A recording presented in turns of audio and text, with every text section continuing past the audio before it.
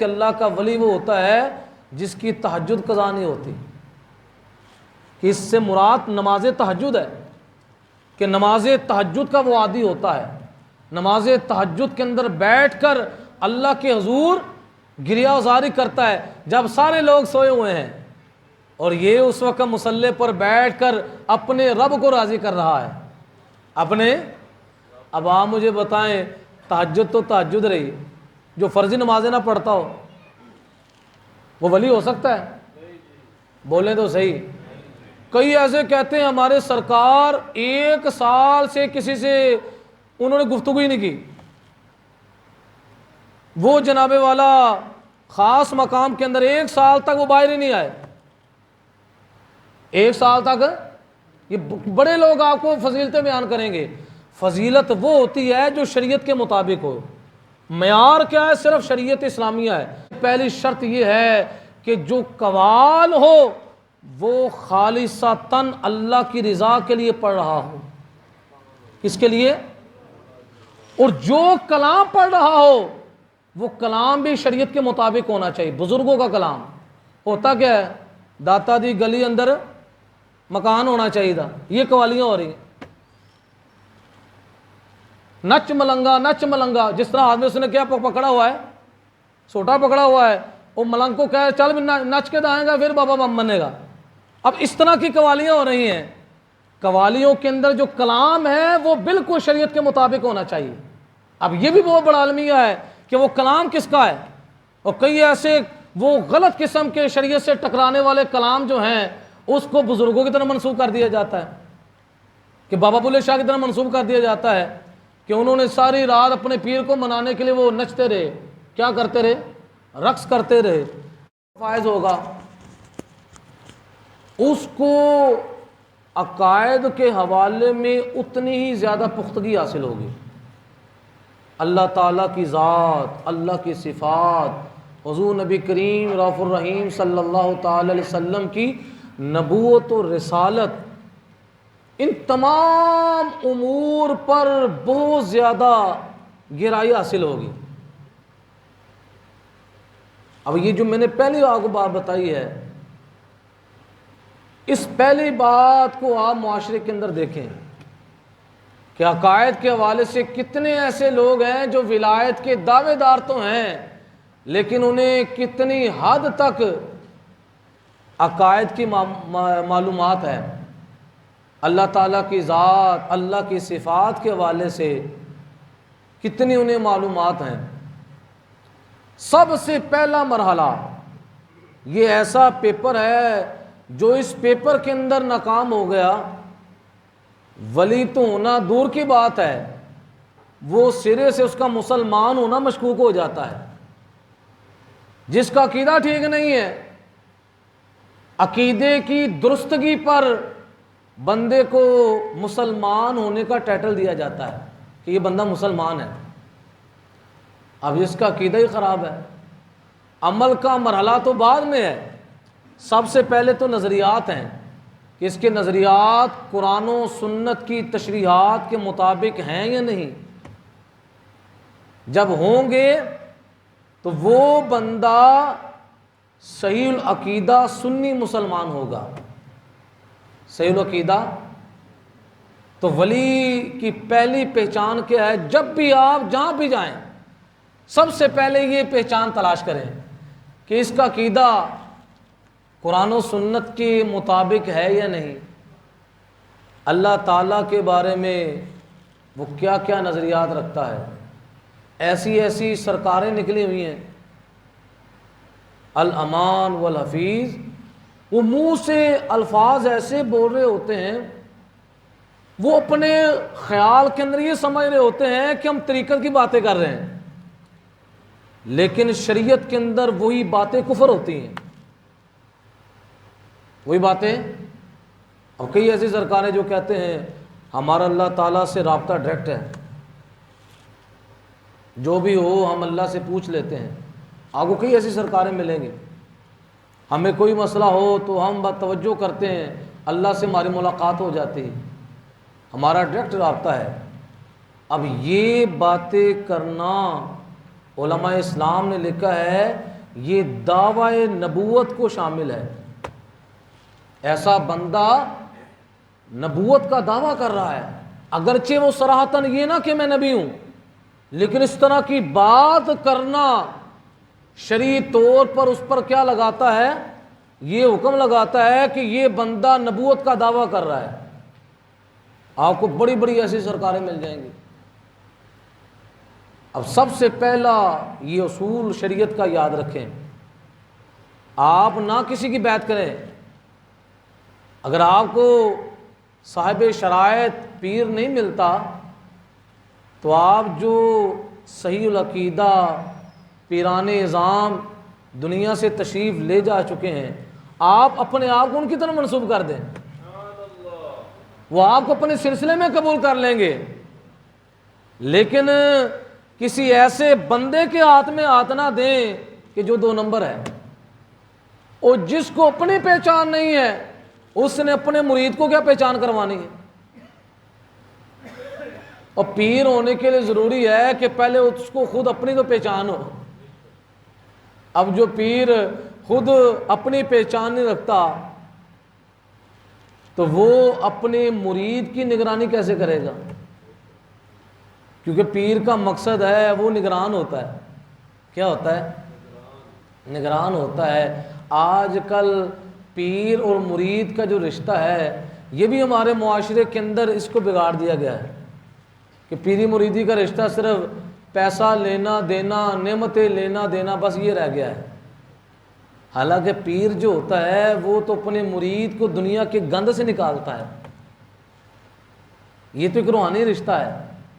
اپنے مرید کی اصلاح کرتا ہے پیر کہ کہیں نفس و شیطان اس پر غالب نہ آ جائے، کہیں میرا مرید جو ہے بد عقیدہ نہ ہو جائے، کہیں میرا مرید جو ہے بد عمل نہ ہو جائے، اس کے عقیدے میں کمزوری نہ آئے، اس کے عمل میں کمزوری نہ آئے. پیر تو ساری زندگی نگرانی کرتا ہے. ساری زندگی کیا کرتا ہے؟ وہ تو نگرانی کرتا ہے. اب جس پیر کو خود اپنی نگرانی نہ ہو اس نے دوسرے کی نگرانی کیا کرنی ہے؟ لہذا ان چیزوں کو سوچیں، سمجھیں. اور اگر آپ کو ایسا بندہ اگر نہیں دستیاب ہوتا، نہیں ملتا، تو آپ اپنے آپ کو بزرگوں کی طرف، حضور غوث اعظم رضی اللہ تعالیٰ عنہ، حضرت داتا علی اجویری رحمۃ اللہ تعالیٰ عنہ، اعلیٰ حضرت امام اہل سنت مجدد الفیسانی رحمۃ اللہ تعالیٰ عنہ، اپنے آپ کو ان بزرگوں کی طرف منسوب کر دیں تو یہ لوگ بھی آپ کو اپنی غلامی کے اندر لے لیں گے. تو یہ میری گفتگو کی تمہید ہے. اب قرآن پاک کی روشنی کے اندر آپ کو میں اللہ کے اولیاء کی علامات بیان کروں گا. ایک وہ علامت ہے جس کو لوگ بیان کرتے ہیں، سارے لوگ کہیں یہ اللہ کا ولی ہے. اچھا یہ بھی بات یاد رکھ لیں، ولی ہونے کے لیے شہرت بھی ضروری نہیں. بعض لوگ کہتے ہیں اس بابے کی پوری دنیا کے اندر شہرت ہے. یہ بھی ضروری نہیں کہ جو بہت زیادہ لوگوں کے ہاں مشہور ہو، لوگوں کے ہاں بہت زیادہ مشہور ہو، ضروری نہیں ہے کہ شہرت اس کی ولایت کی علامت اور دلیل ہو. وگرنہ تاریخ کے اندر آپ کو بڑے بڑے، آپ مجھے بتائیں فرعون کو کون نہیں جانتا؟ بولے ہر بندہ جانتا ہے. ابو جہل کو کون نہیں جانتا؟ بچہ بچہ جانتا ہے. اب کتنا عرصہ ہو گیا اس کو. ابلیس کو کون نہیں جانتا؟ اتنا مشہور ہو گیا بدبخت، ہر بندہ جانتا ہے یہ شیطان ہے. اور بعض دفعہ کہہ بھی دے شیطانی نہ کرو، بعض وقت تمہارے اندر کیا آ گیا ہے؟ شیطان آ گیا ہے. شیطان اتنا مشہور و معروف ہے تو لہٰذا شہرت بھی جو ہے یہ ولایت کی علامت اور دلیل ہے. بعض لوگ کہتے ہیں کہ اس کے 10 لاکھ مرید ہیں، بعض لوگ کہتے ہیں اس کا 1 کروڑ مرید ہے، اتنی اس کی شہرت ہے، پوری دنیا کے اندر اس کو جاننے والے ہیں. جی جی بالکل، مریدین کی باقاعدہ ریکارڈ ہوتا ہے. تو مقصد کہنے کا ہے شہرت ولایت اور حق ہونے کی علامت اور دلیل.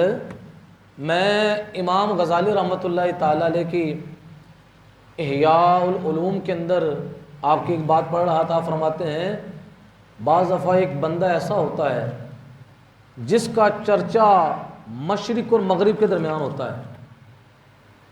اب مشرق کہاں مغرب کہاں، یعنی سمجھے پوری دنیا کے اندر اس کا چرچا ہے. تو امام غزالی نے لکھا، یقین کریں یہ قول میں نے کافی عرصے کا پڑھا ہوا ہے، لیکن آج تک وہ بات جو دل پر لگنے والی بات وہ ساری زندگی یاد رہتی.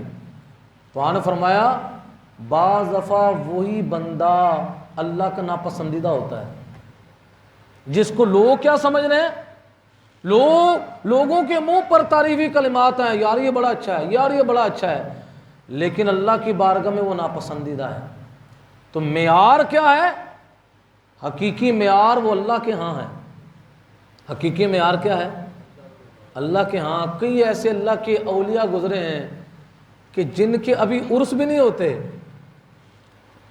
وہ اپنے اپنے مقام پر جلوہ گر ہیں، اور کئی اولیاء کی قبروں کو لوگ جانتے بھی نہیں، لیکن اللہ تعالیٰ نے ان کے قبروں کو اپنی رحمت کی تجلی گاہ بنایا ہوا ہے. تو ولایت کی علامت کیا ہے؟ سب سے پہلی علامت اونچی آواز سے بولے کیا ہے؟ عقیدہ درست ہو. کیا ہو؟ لہذا اگر کوئی پیر ایسا ہو کہ جو کسی صحابی کے بارے میں، نبی کے بارے میں، نبی علیہ السلام کے اہل بیت اطہار کے بارے میں کمزور نظریات رکھنے والا ہو، تو ایسا پیر نہیں ہے، بلکہ وہ کیا ہے؟ شیطان ہے. اگر ایسا پیر جو کسی صحابی کو برا بھلا کہہ رہا ہو یا کسی نبی کی شان کے بارے میں طعن و تشنیع کر رہا ہو، ان کی اللہ تعالیٰ نے جو شانیں بیان کی ہیں ان کی شانوں کو کمی کر کے بیان کرے، کیا کر کے بیان کرے؟ کمی کر کے بیان کرے، تو ایسے پیر کو ہم ماننے کے لیے تیار ہے. ایسے پیر کی اگر بیعت کی ہے تو بیعت کو توڑنا ضروری ہے. پیر کے لیے پہلی شرط یہ ہے کہ اس کا عقیدہ ٹھیک ہو، اور دوسرے نمبر پر یہ ہے پیر کا عمل درست ہو. پیر کا اب عمل جو ہے اس کے اندر بڑی وسعت ہے. سمجھے یہ پورا ایک نیٹ ورک ہے. عمل کے اندر کیا ہے؟ پہلا مرحلہ عبادات. کیا ہے؟ اب عبادات کے اندر کیا ہے؟ اس نے نماز پڑھنی ہے، اس نے روزہ رکھنا ہے، اگر پیر صاحب نصاب ہے تو زکوٰۃ دینی ہے، صاحب نصاب ہے حج کرنا ہے، نماز پڑھنی ہے تو نماز سے پہلے وضو کرنا ہے. اب یہ تمام چیزوں کی آگاہی اس پیر کو حاصل ہو کہ نماز کے اندر کون کون سی چیزوں کا خیال رکھنا ضروری ہے، کون سی ایسی چیزیں ہیں جن سے نماز ٹوٹ جاتی ہے، کون سی ایسی چیزیں ہیں اگر اس کا لحاظ نہ رکھا جائے تو نماز ہوتی نہیں ہے. سب سے پہلا مرحلہ عمل کے اندر عبادات کا ہے کہ پیر کی عبادت کا انداز کیا ہو؟ درست ہو.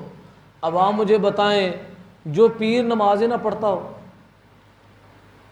اور ایسی سرکاریں آپ کو ملیں گی جو کہتے ہیں اور مولویوں تمہاری 5 وقت کی ہے، ہماری 24 گھنٹے کی ہے. یقین کریں آپ کو ایسی سی سرکاریں ملے گی کہ وہ کہتے ہیں کہ ہم ہر وقت نماز کے اندر ہوتے ہیں. کیسی عجیب بات ہے. میرے آقا علیہ الصلوۃ والسلام نے تو نماز 5 وقت کی ادا کی، اور نماز ہے ہی عمل کی عبادت ہے، اس کے اندر جسم پورا حرکت کرتا ہے. تو پیر صاحب کہتے ہیں یہ میں 24 گھنٹے نماز کے اندر ہوتا ہوں. چاہے پیر صاحب کیا کر رہے ہوں، آرام کر رہے ہوں. انہیں پیر صاحب سے پوچھا جائے، آپ ایک پیر صاحب کے بارے میں حضرت نورانی صاحب رحمۃ اللہ تعالی علیہ فرماتے ہیں کہ ہم دورہ کرنے کے لیے تبلیغی دورے پر نکلے، ایک جگہ نماز پڑھنے کے لیے ہم رکے. کہتے بڑی خوبصورت اور عالی شان مسجد تھی. کہتے دیکھ کر بڑا دل خوش ہوا کہ مسجد کو بڑا خوبصورت بنایا گیا. کہتے عصر کی نماز پڑھنے کے بعد امام صاحب سے ملاقات ہوئی. امام صاحب سے ملاقات کے اندر ہم نے پوچھا ماشاءاللہ یہ مسجد کس نے اس کی تعمیر و ترقی کا سلسلہ کیا؟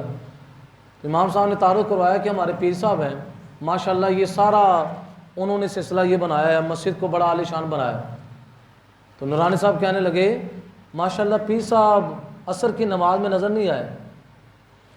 تو آگے سے امام صاحب کہنے لگے وہ گھر میں ہی ہوتے ہیں۔ تو نورانی صاحب فرمانے لگے آپ میری ملاقات کروا دیں پیر صاحب سے، آخر میں بھی پیر صاحب کی زیارت تو کروں۔ اور نورانی صاحب کو کون نہیں جانتا تھا؟ نورانی صاحب نے کہا کہ پیر صاحب کو کہیے گا کہ کراچی سے نورانی صاحب تشریف لائے ہیں۔ جب پیر صاحب کو بتایا گیا، پیر صاحب سے ملاقات ہوئی، تو نورانی صاحب نے پوچھا حضور ماشاءاللہ آپ نے مسجد کو بہت خوبصورت انداز کے اندر اس کی تعمیر کا سلسلہ کروایا، نماز پڑھ کر بڑی خوشی ہوئی، لیکن آپ کی کمی محسوس ہوئی، آپ نماز کے اندر موجود نہیں تھے، تو خیریت تھی؟ پیر صاحب کہنے لگے ہماری نماز جو ہے 24 گھنٹے کی ہے، میں کئی نمازیں مسجد نبوی کے اندر ادا کرتا ہوں، کئی نمازیں۔ نورانی صاحب فرمانے لگے ماشاءاللہ آپ نمازیں مسجد نبوی میں ادا کرتے ہیں؟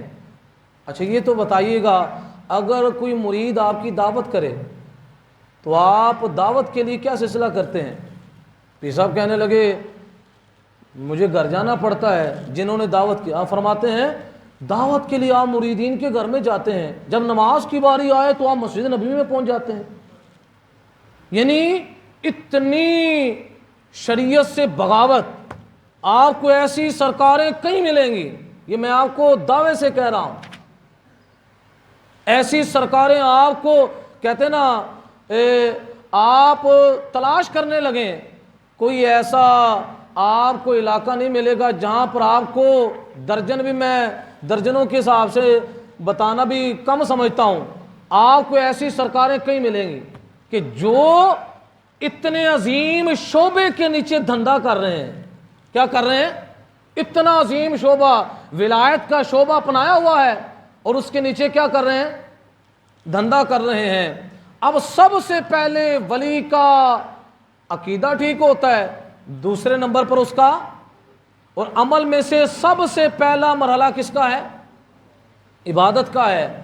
اب جو ولایت کا دعویٰ کرے اس نے نماز تو بڑی دور کی بات، پورا سال غسل ہی نہ کیا ہو، اتنی اتنی لٹیں کیا ہے وہ پاؤں تک لٹے جا رہی ہیں۔ میرے آقا علیہ الصلوۃ والسلام کی سنت یہ ہے کہ حضور علیہ السلام کی زلفیں شانوں تک تھیں، شانوں کو چھو جاتی تھیں۔ اب جو ولایت کا دعویٰ کرنے والا ہے اس کی لٹیں پیچھے تک آ رہی ہیں، اور نام کیا پڑ گیا ہے؟ لٹوں والی سرکار۔ کیا بن گیا؟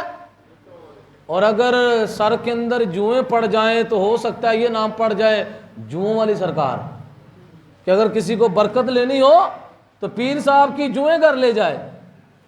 میں حقیقت بتا رہا ہوں، آپ میری باتوں کو سن کر ہنس رہے ہیں، یقین کریں ایسے تماشے بن چکے ہیں، لوگ پیر صاحب کی جوؤں کو بھی معاف نہیں کرتے، اس کو بھی برکت کے لیے اپنے ساتھ لے جاتے ہیں۔ اب نبی علیہ الصلوۃ والسلام نے ایسے بندے پر لعنت فرمائی، حضور نے فرمایا لعنت ہو ایسے مرد پر کہ جو عورتوں کی نکالی کرے، اور ایسی عورتوں پر لعنت ہو جو مردوں کی نکالی کرے۔ اب اتنی لٹیں جو کندھے سے نیچے ہو جائیں کس کے ساتھ مشابہت ہوتی ہے؟ عورتوں کے ساتھ، اور باقاعدہ آخر تک جا رہی ہیں۔ کچھ مریدین ایسے ہوتے ہیں جنہوں نے صرف سرکار کی لٹیں پکڑنی ہیں، دائیں بائیں جناب والا وہ لٹیں سنبھال رہے ہیں کہ سرکار کی لٹیں کہیں ادھر ادھر۔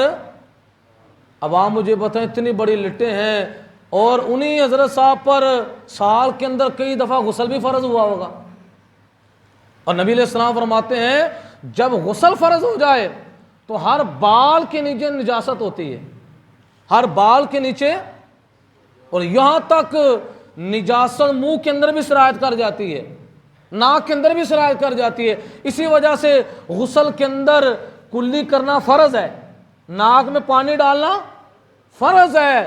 اگر کوئی غسل کے اندر کلی اور ناک میں پانی نہیں ڈالتا اس کا غسل ہے۔ اب آپ مجھے بتائیں ہر بال کے نیچے نجاست ہے، اور مولا علی سرکار جو ولیوں کے امام ہیں، اونچی آواز سے بولیں، مولا علی جو ولیوں کے سردار ہیں، انہوں نے ساری زندگی اپنی حلق رکھی، اپنے سر پر بالوں کو آنے نہیں دیا۔ کیوں؟ کہتے ہیں میں نے حضور کا فرمان سنا کہ نبی علیہ السلام نے فرمایا جب غسل جنابت ہوتی ہے تو ہر بال کے نیچے نجاست ہوتی ہے، اس وقت سے میں نے اپنے بالوں کے ساتھ دشمنی کر لی۔ کیا کر لی؟ تاکہ غسل بڑے اچھے انداز سے ادا ہو۔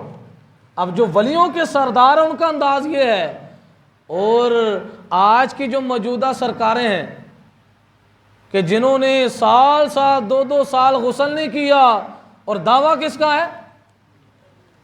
ولایت کا۔ اور لوگ کہتے ہیں ہماری سرکار بڑی پہنچی سرکار ہے۔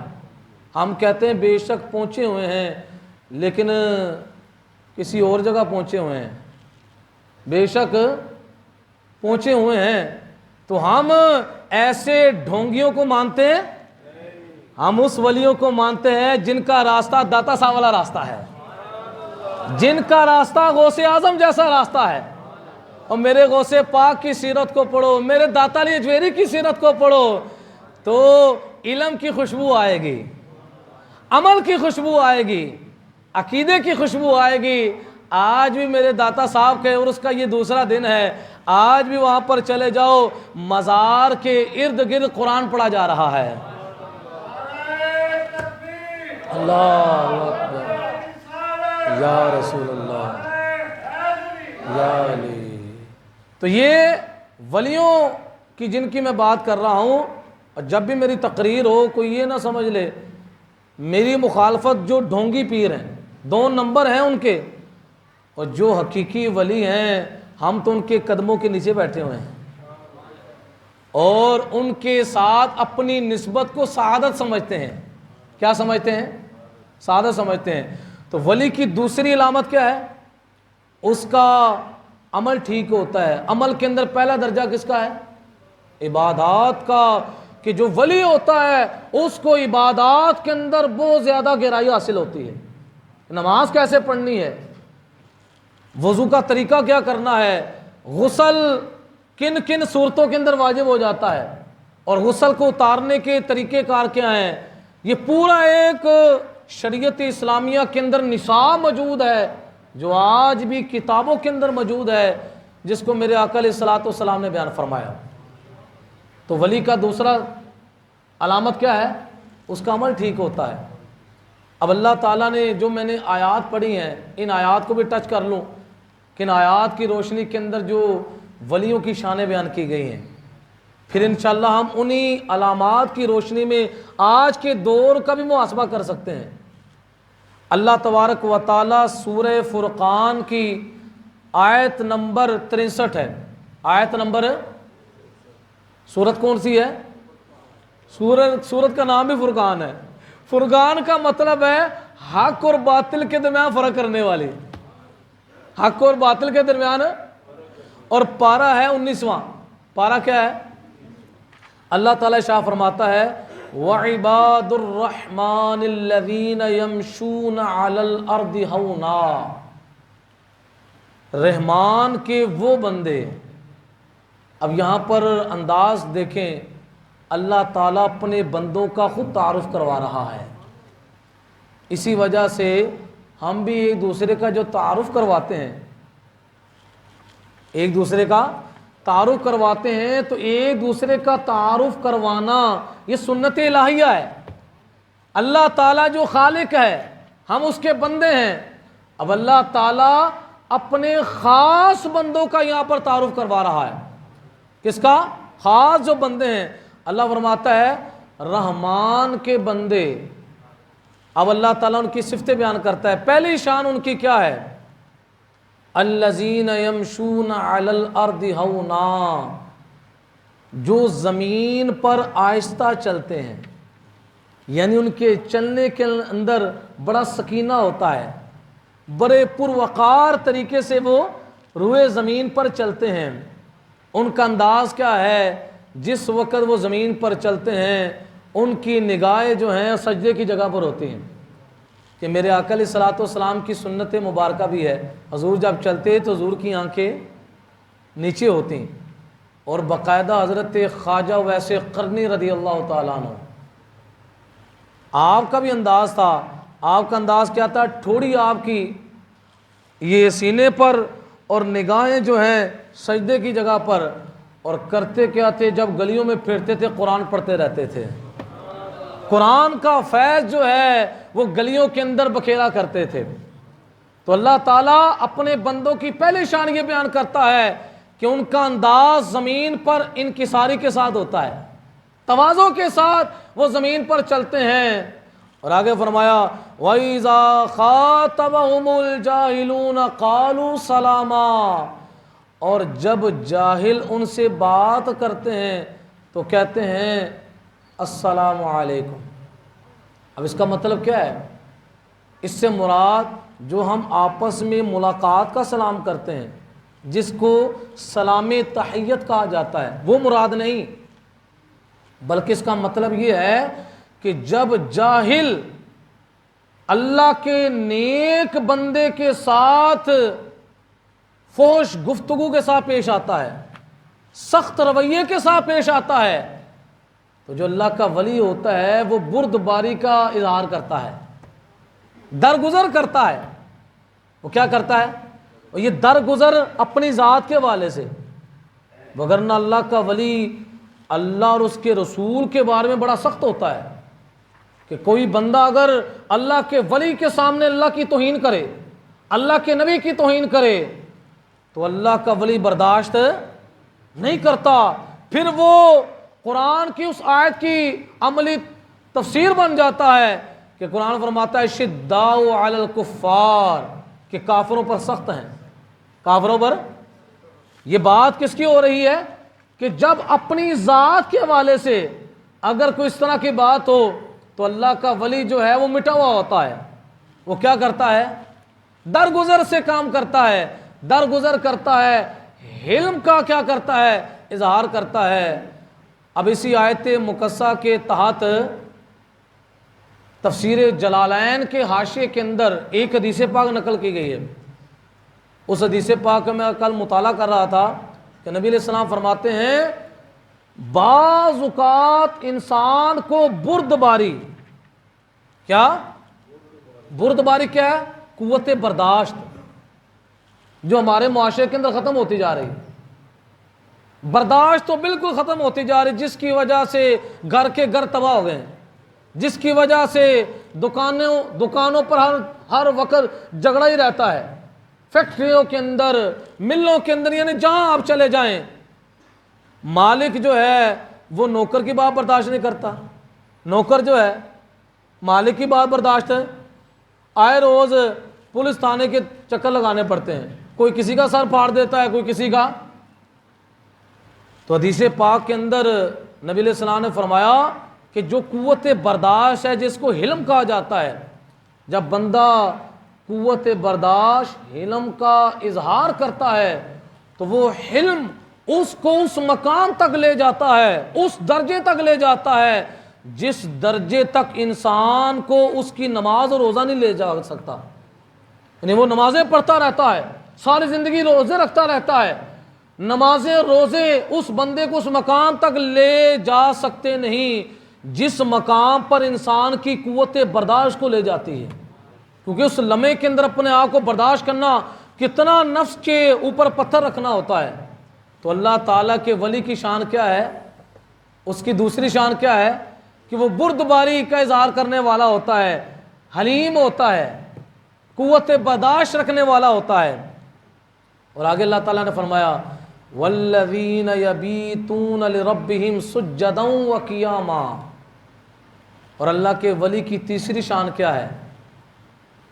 تیسری شان یہ ہے جو رات کاٹتے ہیں اپنے رب کے لیے سجدے اور قیام میں، ساری رات اللہ کا ولی جو ہے وہ اپنی رات کو گزارتا ہے سجدے کی حالت میں، قیام کی حالت میں۔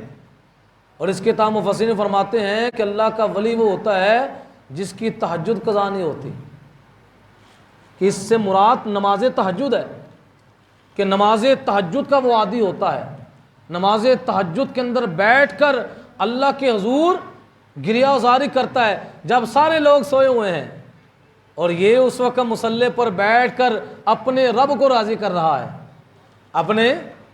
اب آپ مجھے بتائیں، تہجد تو تہجد رہی، جو فرضی نمازیں نہ پڑھتا ہو وہ ولی ہو سکتا ہے؟ بولیں تو صحیح۔ کئی ایسے کہتے ہیں ہمارے سرکار 1 سال سے کسی سے انہوں نے گفتگو ہی نہیں کی، وہ جناب والا خاص مقام کے اندر 1 سال تک وہ باہر ہی نہیں آئے، 1 سال تک۔ یہ بڑے لوگ آپ کو فضیلتیں بیان کریں گے، فضیلت وہ ہوتی ہے جو شریعت کے مطابق ہو۔ معیار کیا ہے؟ صرف شریعت اسلامیہ ہے۔ جو ولی شریعت کے مطابق نہ آتا ہو ہم اس کو ولی ماننے کے لیے تیار ہیں، کیونکہ ولی کا پہلا درجہ کیا ہے؟ وہ شریعت اسلامیہ پر سختی سے عامل ہوتا ہے، پھر جا کر اللہ تعالیٰ اس شریعت کی برکت سے اللہ اس کے باطنی مقامات کو کھولتا ہے، اس کے باطن کی کیفیات کھلتی ہیں۔ پہلے وہ اپنے آپ کو، اپنے پورے وجود کو شریعت کا پابند کرتا ہے، اپنی آنکھوں پر شریعت کی لگام رکھتا ہے، اپنی زبان پر، اپنے کانوں پر، اپنے ہاتھوں پر، اپنے پاؤں پر، یعنی پورے وجود کو شریعت کے دائرہ کار میں رکھتا ہے۔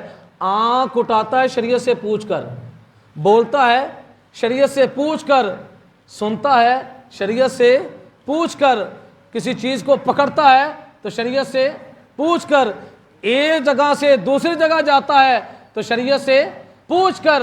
جب وہ شریعت کی بہت سخت پابندی کرتا ہے تو اللہ تعالیٰ اس شریعت پر پابندی کی برکت سے اللہ اس کے باطن کے اندر قوتیں پیدا فرما دیتا ہے، اس کا باطن کھل جاتا ہے، اللہ باطل کو صدر عطا فرما، شرع صدر عطا فرما دیتا ہے۔ تو اللہ تعالیٰ فرماتا ہے کہ ولی کی تیسری شان یہ ہے کہ اس کی رات سجدے کی حالت میں کٹتی ہے، اس کی رات قیام کی حالت میں کٹتی ہے۔ اور آگے کیا فرمایا؟ والذین یقولون ربنا اصرف عنا عذاب جہنم۔ ولی کی شان یہ ہے، یہ نہیں ہے کہ اپنے مریدین کو بس یہی کہتا ہو بس میرے ساتھ اٹیچ ہو جاؤ اور ٹینشن تم نے نہیں لینی، قیامت والے دن میرے ساتھ ڈائریکٹ جنت میں تم نے جانا ہے، ڈائریکٹ میرے ساتھ۔ ولی کی شان یہ ہوتی ہے کہ وہ اللہ کی رحمت پر بھی نظر رکھتا ہے اور اللہ کے عذاب کو بھی دیکھ رہا ہوتا ہے، خوف اور امید کے درمیان میں ہوتا ہے۔ ایسا ولی نہیں ہو سکتا جو لوگوں کو بے خوف کر دے کہ بس تم نے آستانے پر آنا ہے، آستانے پر آ کر تم نے صرف جھاڑو دے دینا ہے، باقی ہر شے تمہیں معاف، کاروبار کرو جو مرضی کرو، آگے انشاءاللہ ہمیں بڑی اللہ تعالیٰ نے قوت دینی ہے، آگے ہم خود ہی دیکھ لیں گے۔ تو ولی کی یہ شان ہے، ولی کی شان کیا ہے؟ اب یہ الفاظ اللہ خود قرآن میں بیان فرماتا ہے کہ ولی کی تیسری شان تو یہ تھی ساری رات قیام کے اندر گزارتا ہے، سجدے میں گزارتا ہے، اور اس حالت کے اندر کیا کہتا ہے؟ اور وہ عرض کرتے ہیں اے ہمارے رب ہم سے پھیر دے جہنم کا عذاب۔ وہ جہنم کے عذاب سے ڈر رہا ہوتا ہے، اے میرے اللہ اگر مجھ سے دنیا کے اندر کوئی کمی بیشی ہو گئی ہے، یا اللہ کہیں ایسا نہ ہو قیامت والے دن کا جو عذاب ہے وہ میری طرف متوجہ ہو جائے، یا اللہ وہ عذاب پھیر دے۔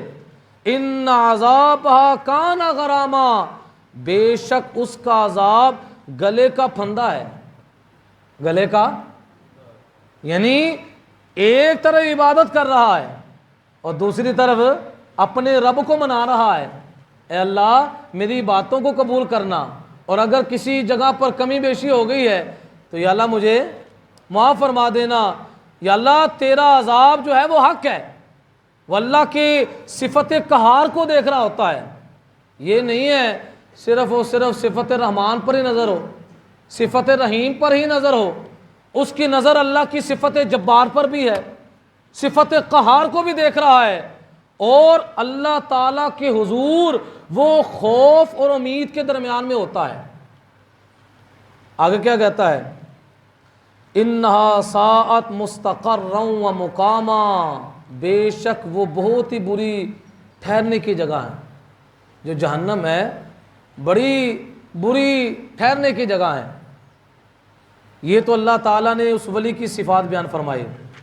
اور آگے اللہ کے ولی کی سخاوت کیا ہے؟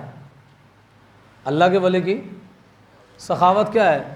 والذین اذا انفقوا ولم یسرفوا ولم یقتروا وکان بین ذلک قواما.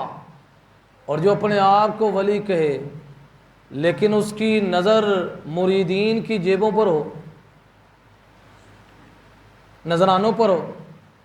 نذرانے دینا کوئی ناجائز نہیں ہے. میرے آقا علیہ الصلوۃ والسلام کو بھی لوگ تحفہ دیتے تھے. دل کے اندر طمع نہ ہو، لالچ نہ ہو. کوئی آپ کو کروڑ روپیہ دے جائے، لالچ نہیں ہونی چاہیے، وہ اللہ کی طرف سے انعام ہے. لیکن جو پیر ایسا ہے کہ اس کے دل و دماغ کے اندر ہے، جو پیسے والے مریدین ہیں ان کی دعوتوں کو تو بڑی جلدی قبول کر لیا جاتا ہے، اور جو نچلی سطح والے ہیں انہیں لائنوں میں لگا دیا جاتا ہے کہ ابھی پیچھے سے آرڈر نہیں آیا، ابھی انتظار ہو رہا ہے، جب سے پیچھے سے آرڈر آئے گا انشاءاللہ تمہارے گھر کو بھی نواز دیں گے. لیکن جو پیسے والا ہے، نعمتوں والا ہے، بڑی جلدی سے وہاں سے منظوری ہو جاتی ہے، بڑی جلدی سے پیچھے سے آرڈر آ جاتے ہیں. تو اللہ کا قرآن یہ بیان فرماتا ہے کہ اللہ کے ولی کی شان کیا ہے؟ والذین اذا انفقوا، کہ جب وہ خرچ کرتا ہے مال، لم یسرفوا ولم یقتروا، نہ وہ فضول خرچی کرتا ہے نہ کنجوسی کرتا ہے. یہ کب ہوتا ہے؟ جب اللہ کے ولی کو خرچ کرنے کے بارے میں پتہ ہو کہ کہاں کہاں پر میں نے خرچ کرنا ہے، کون سی ایسی جگہ ہیں جہاں پر خرچ کرنا فضول خرچی ہے، اور کون سے مقامات ایسے ہیں کہ جہاں پر اگر خرچ نہ کیا جائے تو وہ کنجوسی ہے. تو اس پورے نصاب کا اللہ کے ولی کو پتہ ہوتا ہے کہ وہ اللہ کے راستے کے اندر، یہ بھی یاد رکھیں، اللہ کے راستے میں جتنا بھی خرچ کیا جائے وہ فضول خرچی نہیں ہے. جس طرح یہ عمل صحابہ سے ثابت ہے. حضرت عثمان غنی نے 1000 سواریاں حضور کو پیش کر دی. 3 دفعہ میرے آقا نے اعلان فرمایا، 1000 سواریاں پیش کر دی، درم و دنانیر حضور کی بارگاہ میں ڈھیر کر دیے. اللہ کے راستے میں جتنا بھی خرچ کیا جائے، جتنا بھی خرچ کیا جائے وہ فضول خرچی. کہ میرے آقا علیہ السلام فرماتے ہیں اگر میرے پاس احد پہاڑ کے برابر سونا ہو تو میں شام آنے سے پہلے پہلے سارا خرچ کر دوں اللہ کے راستے میں. اب اس کا یہ مطلب نہیں کہ حضور کے پاس نہیں، حضور چاہیں تو پہاڑ سونا بن کر چلے، لیکن حضور اپنے غلاموں کو بتانا چاہتے ہیں کہ اللہ کے راستے میں خرچ کرنا یہ فضول خرچی. اب جو اللہ کا ولی ہوتا ہے وہ جب اپنا مال خرچ کرتا ہے، وہ خرچ کرنے کے اندر بھی شریعت سے پوچھتا ہے. کیا کرتا ہے؟ اب اگر عرس ہوتا ہے، صاحب مزار اگرچہ وہ اللہ کے ولی ہیں اور ان کے آگے جو سجادہ نشین ہیں، سجادہ، وہ عرس کے موقع پر ایسے ایسے وہاں پر نظام انہوں نے قائم کیے ہیں. لکی رانی سرکس لگی ہوئی ہے، کتے اور بلیوں کی لڑائی ہو رہی ہے، اور باقاعدہ اس مقامات کے ٹھیکے دیے جاتے ہیں، منظوری دی جاتی ہے. اب یہ ساری چیزیں شریعت کے متصادم ہیں. یہ آج بھی داتا صاحب کا عرس ہو رہا ہے اور یہ ہمارے لیے بہت بڑا المیہ ہے کہ اس عرس کے موقع پر بڑے بڑے خرافات ہو رہے ہیں وہاں پر. اور یہ حکومت وقت اس کی ذمہ داری ہے کہ جتنے بھی خرافات ہیں، کہ میرے داتا علی اجویری تو وہ ہیں جنہوں نے شہر لاہور کے اندر آ کر اسلام کو پھیلایا. شہر لاہور تو شرک کی جگہ تھی، میرے داتا علی اجویری نے یہاں پر آ کر توحید کی اذانیں شروع فرمائیں. اب وہاں پر ارد گرد آپ دیکھیں، یقین کریں جو درد دل رکھنے والا بندہ ہے وہ بے چین ہو جاتا ہے. وہاں پر کنجر خانے لگے ہوئے ہیں. کیا ہو رہا ہے جی؟ داتا صاحب کا عرس منایا جا رہا ہے اور باقاعدہ کتوں کی لڑائیاں ہو رہی ہیں، ککڑوں کی لڑائیاں ہو رہی ہیں کہ شریعت اسلامیہ کے اندر یہ حرام ہے. آپس میں جانوروں کو لڑانا اور اس کا تماشا دیکھنا بھی حرام ہے. تو آپ مجھے بتائیں یہاں ہوتا نہیں وہاں پر؟ باقاعدہ وہاں پر نشہ استعمال کیا جا رہا ہے، نشہ پیا جا رہا ہے، اور اپنے آپ کو کہا کیا جا رہا ہے ہم داتا علی کے ملنگ ہیں، اور داتا علی نے یہ تعلیمات دی ہیں۔ میرے داتا علی کی جو تعلیمات ہیں وہ تو قرآن و سنت کے مطابق تھیں، اور قرآن و سنت کی روشنی کے اندر تو نشہ حرام ہے۔ نشہ کیا ہے؟ تو یہ ہماری حکومت کی ذمہ داری ہے کہ تمام خرافات سے ان چیزوں کو کیا کرے؟ ختم کرے۔ اور داتا علی اجویری کا عرس جو ہے وہ بالکل شریعت اسلامی کے مطابق ہونا چاہیے، شریعت کے مطابق۔ اور یقین کریں وہاں پر قوالیاں ہوتی ہیں، قوالی پر بھی انشاءاللہ میری گفتگو کبھی ہوگی جمعے کے اندر۔ قوالیوں پر لاکھوں روپیہ لگایا جاتا ہے، اور پڑھنے والے قوال فاسق و فاجر ہوتے ہیں، نہ چہرے پر داڑھی، اور باقاعدہ وہ آئے ہوتے ہیں جناب والا، نہ ان کو نماز کی فکر ہے کہ نماز کا ٹائم پوری پوری رات قوالیاں ہوتی ہیں۔ یہ ایک شریعت اسلامیہ کا نظام جو ہے، جو ہمیں قرآن و سنت کی روشنی کے اندر بیان کیا گیا، ایک طرف نماز جا رہی ہے اور دوسری طرف جو قوالی کرانے والے پیر صاحب وہ کہتے ہیں ان کو وجد آ گیا ہے۔ کیا آ گیا ہے؟ ادھر نماز قضا ہو رہی ہے اور ابھی تک پیر صاحب وجد سے باہر ہی نہیں آئے۔ تو یہ ساری چیزیں شریعت سے ٹکراتی ہیں، اور ہمارے بزرگوں نے جو یہ قوالی کی شرعی حیثیت، انشاءاللہ اس پر کبھی انشاءاللہ گفتگو ہوگی کہ داتا صاحب نے باقاعدہ سماع کے احوال بیان کیے۔ امام شامی رحمۃ اللہ تعالیٰ علیہ نے در مختار کے اندر آپ نے یہ بات بیان فرمائی کہ قوالی کی چند شرطیں ہیں، ان میں سے پہلی شرط یہ ہے کہ جو قوال ہو وہ خالصتاً اللہ کی رضا کے لیے پڑھ رہا ہو۔ کس کے لیے؟ اور جو کلام پڑھ رہا ہو وہ کلام بھی شریعت کے مطابق ہونا چاہیے۔ بزرگوں کا کلام ہوتا کیا ہے؟ داتا دی گلی اندر مکان ہونا چاہیے تھا، یہ قوالیاں ہو رہی ہیں۔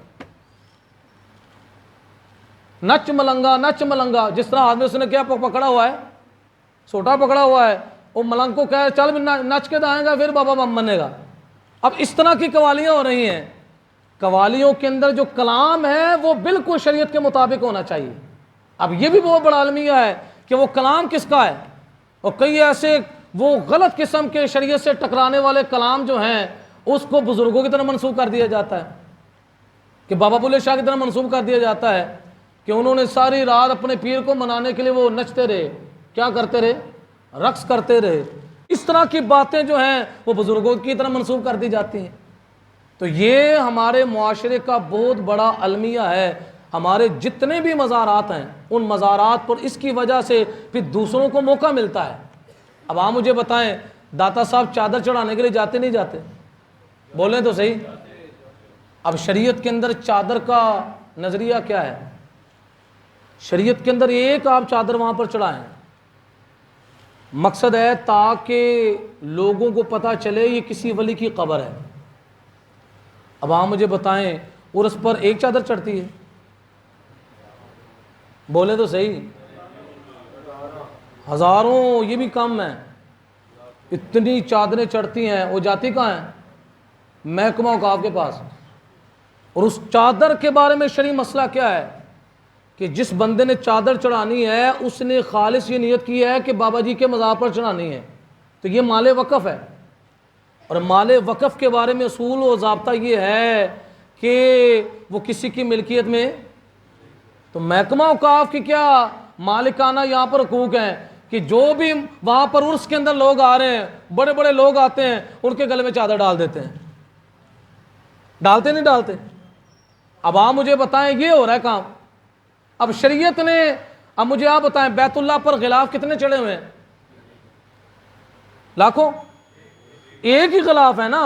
ایک غلاف اس وجہ سے چڑھایا گیا ہے تاکہ بیت اللہ کی تعظیم لوگوں کے ہاں ہو، کہ یہ عام گھر نہیں بلکہ خاص ہے۔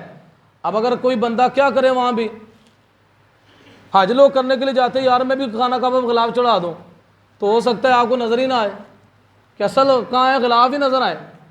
تو اب یہاں بھی دیکھیں چادریں چڑھائی جا رہی ہیں اور اس کے اندر پیسے ڈالے جا رہے ہیں، اور اس پیسوں جو پیسے ڈالے جا رہے ہیں وہ بھی امانت کا پیسہ ہے۔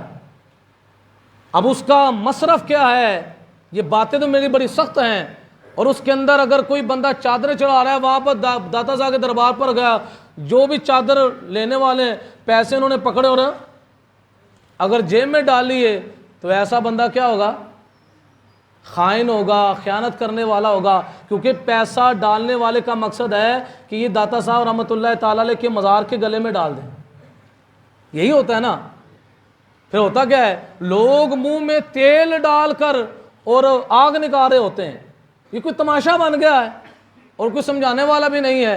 تو آپ سب یہ نیت کریں انشاءاللہ، وہ ہاتھ اٹھائیں، سب یہ نیت کریں کہ انشاءاللہ ہم حضور نبی کریم صلی اللہ تعالی علیہ وسلم کی شریعت کے مطابق انشاءاللہ اس پیغام کو آگے پہنچائیں گے انشاءاللہ، اور شریعت کے مطابق جو ہمارے بزرگوں نے ہمیں تبلیغ فرمائی ہے اس کے مطابق انشاءاللہ ہم داتا صاحب کے اور اس کو منائیں گے انشاءاللہ۔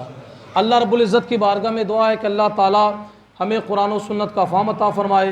وآخر دعوانا الحمدللہ رب العالمین۔